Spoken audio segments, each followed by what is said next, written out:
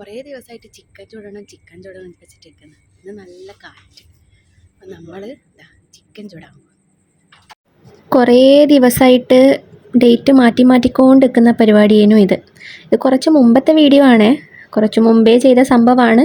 ഇപ്പോഴാണ് എഡിറ്റ് ചെയ്ത് ഇടാൻ സമയം കിട്ടിയത്.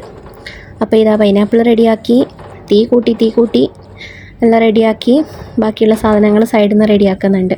ഇവിടെ ഈ മുറ്റം ഉള്ളതുകൊണ്ട് വലിയ ഉപകാരം കേട്ടോ, നമുക്ക് ഈ വക കാര്യങ്ങളെല്ലാം ചെയ്യാൻ പറ്റും. ഇനിയിപ്പോൾ ഇതാ ഈ കോണും പൈനാപ്പിളും റെഡിയായിട്ട് വേണം നമുക്ക് തിന്നാൻ തുടങ്ങാൻ. എന്തെങ്കിലും ഇങ്ങനെ കുറച്ചുകൊണ്ട് നിൽക്കണമല്ലേ ഈ ചിക്കനെല്ലാം ഗ്രില്ലെല്ലാം ചെയ്യുന്ന സമയത്ത്. പറയാനും ആദ്യത്തെ ട്രിപ്പ് തന്നെ അങ്ങ് തുടങ്ങി. പക്ഷെ പ്രശ്നം എന്താ, ഇതെല്ലാം ഉണ്ടായിട്ട് ഇതൊന്നും പോരാ, കറുമുറ് വേണം. അപ്പം നമ്മൾ കറുമുറ് വാങ്ങാൻ പോകാനുള്ള പ്ലാനാക്കി. രണ്ടാളെ ഇവിടെ കാവൽ നിർത്തിയിട്ട് വേണം നമുക്ക് പോവാൻ. അപ്പോൾ ഇതാ ജയ് സിന്ദാബാദ് വിളിച്ചിട്ട് നമ്മൾ പോകാൻ തുടങ്ങി ഗ്രോസറിയിലേക്ക്. നല്ല എരിയെന്നുണ്ടെങ്കിൽ കറുമുറ് വേണം പോലും ഓളെ മാപ്പിൾക്ക്. ഓളെന്ന് വെച്ചാൽ എൻ്റെ നെയ്ബർ കം ഫ്രണ്ട്.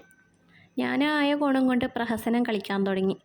അപ്പം നമ്മളിതാ ഇങ്ങനെ പോയി ഗ്രോസറി എത്താനായി.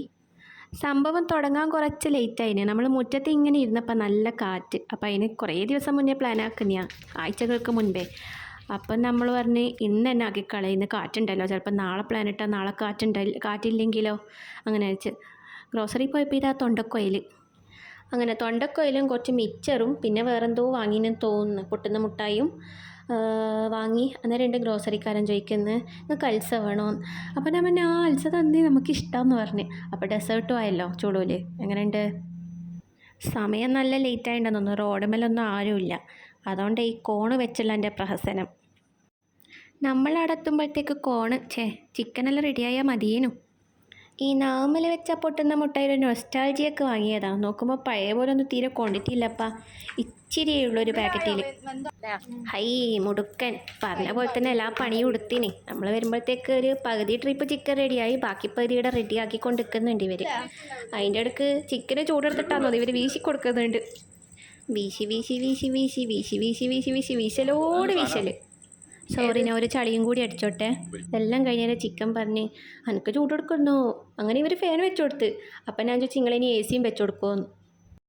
ബടായി അടിച്ചിക്കാൻ നേരെയില്ല, നമുക്ക് തൊണ്ടക്കോല് തിന്നാൻ സമയമായി. നാട്ടിലത്തെ തൊണ്ടക്കോയിൽ കുറച്ച് മുളകും മഞ്ഞളെല്ലാം ഉണ്ടാവുമേനു. ഇവിടുത്തെ തൊണ്ടക്കോയിൽ അതൊന്നും കാണില്ല, എന്നാലും കുഴപ്പമില്ല. അതിൻ്റെ ഇടയ്ക്ക് ഇടുന്നുണ്ട് ഓളും മാപ്പിളയും കൂടിയിട്ട് മോതിരിടൽ ചടങ്ങെല്ലാം നടത്തുന്നു. ഇത് കണ്ടൊരു സത്യം എനിക്കും നൊസ്റ്റാൾജി അടിച്ചിട്ടാ. നമ്മൾ ഇതുപോലെ വിരലിലിട്ടിട്ട് കടിച്ചു മുറിച്ച് തിന്നുവേനു. പിന്നെ നമ്മളെ കടലാസ് പൂ അത് കാണിച്ചിട്ട് ഞങ്ങൾക്കൊരു സമാധാനം ഉണ്ടാവില്ല. അങ്ങനെ ഇതാ അടുത്ത ട്രിപ്പ് ചിക്കനും ഫാനും കൊണ്ട് കാറ്റ് കൊണ്ട് റെഡി ആയിക്കൊണ്ട് നിൽക്കുന്നു. അത് വേറെ റെഡിയായാൽ മതി തിന്നാൻ വേണ്ടിയിട്ട്. അങ്ങനെ ചിക്കനെല്ലാം ഒരുവിധം റെഡിയായി മക്കളെ. പിന്നെന്താ ആർഭാടം ഒട്ടും കുറക്കാൻ പാടില്ലല്ലോ നമ്മൾ.